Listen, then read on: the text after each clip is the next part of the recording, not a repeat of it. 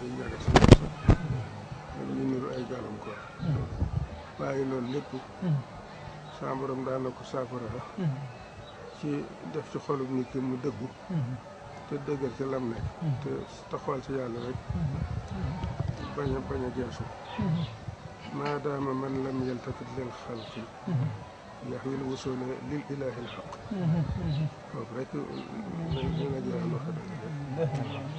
liggéey bii nga xam ne noonu ci sant bu baax Sëriñ Tuubaa ci tawfeex gi mu tawfeex farata rek mën naa sotti ci luy ñu di ko yëgle wala ñu di ci tàllal loxo c'est-à-dire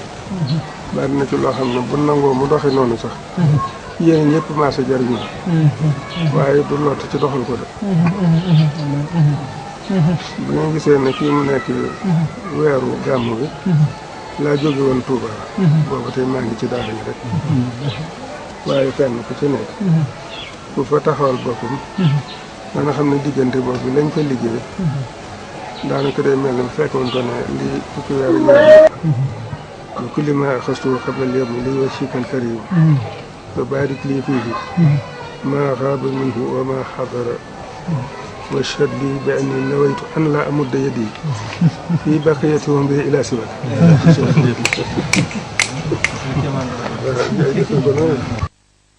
koo xam ne dafa mel ni seytaane dafa jax-jaxal njortam naan ñaan sa borom dàq jax-jaxal seytaane ci suñu xol te dàq ko ci xolu kooke waaw te wutal ko ak dëggu ak ub sellal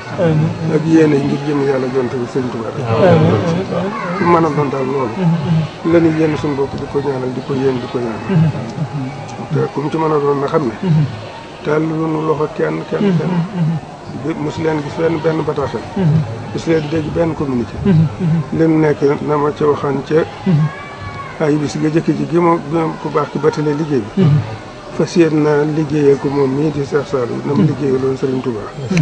moo di woy ca te du ma ci yooxi du ma ci danga daay du ma ci geesu it du ma taxaw lu ma dajal baax na lu ma dabit baax na waaye yóotuwuma lenn xëccuma lenn lu mu ci mënoon mënal na ko liggéeyee de bu ngeen ci dem bu ci nekk da ngeen xam ne daanaka mat na liggéey yoo am at fii bi ma tàmbalee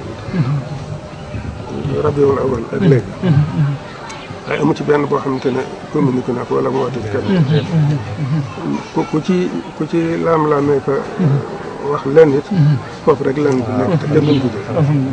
te yéen ñii it ku ci ànd ak yéen dikk dana xam ne li ngeen di defit foofu rek ngeen nekk bu ngeen jógee na ngeen dem ci liggéey bii ma